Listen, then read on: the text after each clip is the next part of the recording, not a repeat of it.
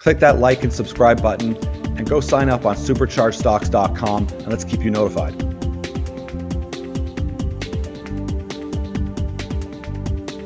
Good morning, everyone. It's Andrew of Supercharged Stocks.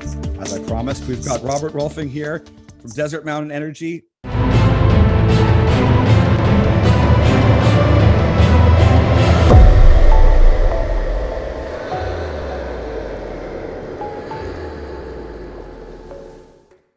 Boy, what a last 24 hours. Indeed. Thank you. It's good to be with you again, though, Andrew. It's great. It's great to see you. Press release comes out. I think people, there's a lot of things. There's a lot of questions. A lot of people came out. I'm sure you had a lot of phone calls as well. And quite frankly, the way I look at it, big panic. You shake out some of the people who maybe are not fully invested in understanding the story and maybe just trading it, or maybe this, maybe that, but clearly oversold and bounces back up today a bit. I think with people that more of the smart money who understand what's happening long term, they're like, oh, great, I'm getting this at a bargain. Yeah, that's what we heard a lot of people yesterday. And then there's a lot of them said this morning that they were going to be getting in and buying, and they were. Because I've gotten a lot of texts. Hey, I just picked up this amount. Well, I picked up this. I picked up 100 here. Boy, this is great. They're happy. And because they understand that overall, what we did, we added to our portfolio of assets. We were successful with the fourth well. No, it wasn't the percentages, but was it commercial? Yeah. Any other helium companies out there 4 for 4? Yeah. Or even oil companies, unless they're drilling development, this is a business that you do your absolute best to try to pick the correct spot. But yet, until you get the dirt off, you don't know. You just don't know until you put the hole in the ground. And so that was one thing that we found with this. We were originally going to drill 3 wells back to back, and this was turned into, with all the issues and the problems that ad nauseum that went on before. But had we actually drilled the original 5 and 6, based on this well, I would have put them into a tight where the sands would have been tight, and we're not fracking. Yes. So I would have drilled dry holes. So now, because with this, no, it's not as much production as I would like. Or the percentage, but it's still a significant well. We added to the portfolio. We didn't take money away. We didn't waste money. No. So we're setting just fine, and as far as, the young man who I just added, James Hayes, I stole him from Conoco. And the next 4 people I'm going to add, I'm stealing, they were asked to stay on because of COVID with their existing companies. I'm stealing somebody from Chevron, ExxonMobil, Marathon, and Chesapeake. So the people I have planned on coming in are very specific. They all have base degrees in geology or within mechanical engineering or gas engineering. So these are all people that to grow a fully vertically integrated company, because I've said that from the start. This is my goal, to build a fully vertically integrated company. And like in just this well, just to give people, because there's a lot of constraints on what I could or could not say within that press release. Yes. Now, in the bottom part, when, we had a total of between the open hole logs and where we were running mass spectrometer and did gas chromatograph tests.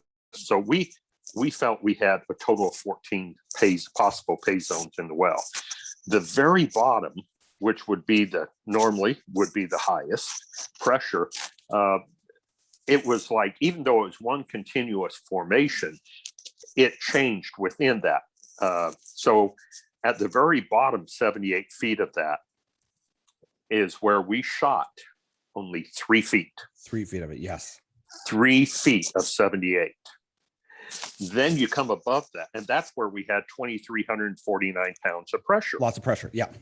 So we thought, and then right above that, there's a 14-foot impermeable zone.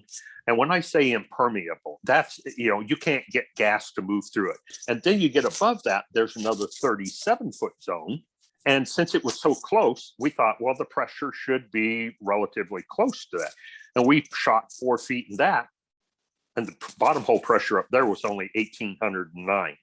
So we had to squeeze those off and went back down to just lower perfs. So we know from that, there's a lot more fracturing in that lower zone than what you can account for. So when I say that we had a mass spectrometer, and so you're sampling the gas, everything that's coming out of the well, all the gas, you can't tell based on that. You just know that more or less within a broad spectrum, what you're saying, how many parts per million.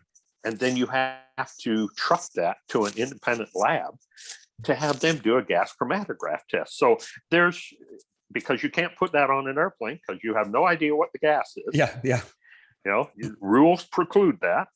And so you have to ground ship it to somebody, and then it's got to get in queue for their test. Maybe a week before you start getting results back on all of those different tests. Let me put this out to you and see, and you tell me if it's fair to be said, because I know some things one can talk about, one you can't. I think some people forgot that this wasn't a step out from 1, 2, 3. So no. This is an entirely different field. And my guess is, and from talking to some people, they'd kind of forgotten that. They go, oh yeah, that's right. This wasn't a step out, whatnot. We kind of talked on your 4 for 4. Like that rarely happens. You're drilling, you have to drill thousands, you drill a lot. And to hit and hit and hit, this is not a loss, it's not a failure. It's literally positive, because once again, you've got this package over here and you've got this package over here. Now, are they connected? Well, you haven't, I don't know. You haven't poked around over there. So, no, that's not. They aren't. That I can guarantee you. So they aren't. So you've got one over here, you got one over here, but there's no step out. There's no nothing. They're separate. So I kind of wanted to highlight that, because some people are like, well, how close is that one to this one? Not close, no connection. Okay. Also, I think some people, that eye-popping, 7%, 8%. Oh my God. Oh, yeah. And then it's disappointing. I get it. It's like the feeling is like, oh no, we thought we were going to have that. Okay, that's fine, but it's commercial. So it's, once again, it's still a win. It's a big package to grow from. Also, and I can say this from my point of view, and not without putting words in your mouth, being able to say things in a press release is very difficult. Sometimes people can use some information that I think, whoa, they're allowed to say that. Other times you kind of go, how come this, I don't understand fully what they're saying here. It looks like there's information missing. What we need more info. And I was getting some feedback was, we need, which is why I so badly want to do the interview. We need to know more. We want to know more what's happening, what's going on, and partly remind me what the whole story is, where it's going, and the whole portfolio, but also kind of help me decipher this. And I will say to people too, if you want to play number games and look at what it could do and maybe do, give me a shout. We can do that on the phone. I don't want to do that because I don't want to, ruffle any feathers at IROC either. I'm happy to do it one-on-one on the phone, whatever you want to do. But let's avoid that, because I think that is at best of times when you have proven probable or inferred resources. Let's have an engineering report done on that before we start talking anything like that. And that can get into that kind of gray zone. And I'm sure if I was playing, IROC, you're going, okay, these guys, they had 6 to 8% helium here. We better keep an eye on them, because if they it's like, we want to make sure we're not wrong on this. I'm sure they're probably feeling let's be super conservative here. But where that hurts is that when you are that conservative, it's just more work for you because you're going to have the phone calls. Can you please explain to me what's happening? What does this mean? What happened? And I think where I'm going with this, and I don't know if it's going to happen, but are you considering doing a town hall again, like you had back when it was January, February, where you had 130 or 140 people on, to kind of lay out too, listen, everyone, it's, I know it's a chaotic time. I know it's very stressful out there, but what is it that you think we've missed or failed at here with this hole? And let's walk through it a little bit. We added to our portfolio. Yes. We didn't do a dry hole. it's not just a successful fourth well, it's another new field. Now, maybe it I guarantee it doesn't extend for 4 miles, beyond our outside property. We have sufficient land holdings around us to tie up where we know we're going. Because when some of the type of downhole logs you run, you can see what's called the dip logs. And so you know what the angle of the dip is, and the azimuth in compared to north, south, east, and west, which direction is the downhill angle running. Yeah. And we're on the structural high. So, and you can do these little calculations, so you know exactly how far you can run before you're going to run into porosity change. Yeah. In which direction there will be a porosity and permeability change, and where you don't be into water. Yes. Because that's, and the reason I put that in there, water-free production means a lot. And some folks, because they're not in the industry, they just don't really appreciate what that is.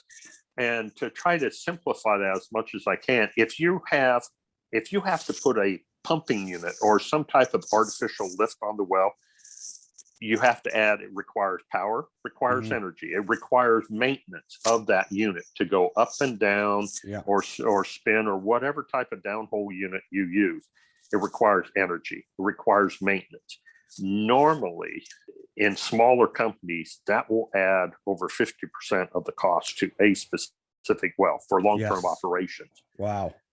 And that's going out over a 10-year period. Yes. If you're having moved water, you're having significant costs, number one. Number two, what do you don't do with it? It's not fresh water. Then you have to have a qualified and permitted injection well. It takes about 2 years to get one of those approved in Arizona, through all the permitting, everything you have to do. Yeah. Well, that's not going to work. The amount of helium that you're going to get out of it, it's not worth the race. That, to me, is what I learned a long time ago in the oil and gas business. I just stay away from it. Yes. Water, especially if you're down south, further south. We take it for granted up here with water sometimes, but let me tell you that you don't want to mess around with it. It becomes an issue. There are so many things beyond my control. I'm, as far as trucking and trying to handle things and put as many things into our control, I've done everything that we can come up with that is reasonable. So we're still sitting on just under $25.8 million. We're financially sound. We have all the money we need to put a plant online, and to add the staff and to drill. Yeah. So those things have not changed. When you're investing in something, I'm not talking about trading or you're reading news and just trading news. Is if you're investing in a company and in a project and in a team, and you decided to sell yesterday out of panic or for whatever reason, you now have to go find another company that's advanced things this far in this kind of a demand product with this team and lineup that's done all this work. Where are you going to find that? Where, just because you had a perceived bad result, it wasn't a bad result. It was just, I wanted it to be 7%. I wanted it to be this. Oh yeah, everyone wants that. People want puppies and unicorns, but it doesn't mean they come. The reality is that it's commercial. It's an addition. It isn't oops, we put some money in this, it's gone, move along. No, you've proven it up and it's there. So that's something and it can build out. Move on from that. Is the time frame a little off? Yeah, it's a little bit off, but I would say to someone again, show me another company then in any space that has done all the work, that has everything in place. It's been doing that, that you don't think will be affected by COVID, that you don't think will be affected by supply chain or anything, or inflation or any of that. And start putting in the work to find that company that has the potential that this has. And I go, listen, just, sometimes it's hard to see a stock drop. And go, listen, just reiterate and reach out to those and go, why am I in this in the first place? What was I looking to do with this? Has that changed? Nothing has changed in the business plan. Nothing has changed in the milestones other than time frame, which is completely, if any reasonable person would say that is reasonable, given the circumstances we're in. Yeah, yesterday was not fun, and I actually did have a number of people that said, "What? you seem awful calm for this. I went, yeah. because behind the scenes, nothing's changing. Yeah. I'm sorry. It's not. I'm still going to be adding people. We're still going to be drilling. We're going to be putting wells online. We're going to be putting a plan online. Yeah. Sometimes the price does reflect the value of a company, and sometimes it doesn't at all. Sometimes the news reflects, sometimes they sell the news, sometimes they buy the news. That's trading. That's not what we look at, which is investing in core businesses for long periods of time. That to me, I would go, why would I sell on that news? It doesn't make any sense. But that's my mindset. I mean, to me, that's my mindset. Very different from a trader, which is fine. But I want to reiterate that to people, because part of what I do is we talk about, like, not only the market you want to be in, but the mindset of a person when they're looking at these things. And if there's a comparable, it would be more like the Buffett mindset of, you buy a business, you get to understand that business, you let the management run that business, and you run it. You don't just go in to buy this and then sell it. Then, oh my God, this is up, and then sell it. That's exhausting. And that's a lot of coffee. And oh yeah, too much. Good, Robert. I really appreciate you coming in and chatting. And I'll just say this, so people don't bother you. For those subscribers of mine, if you want to be invited to that town hall, reach out to me, and I'll see what I can do to get limited availability for it. But just reach out, and we'll make sure we get you involved. Thank you very much. You have a great week. Take care, Robert. Thanks so much. We'll talk to you soon.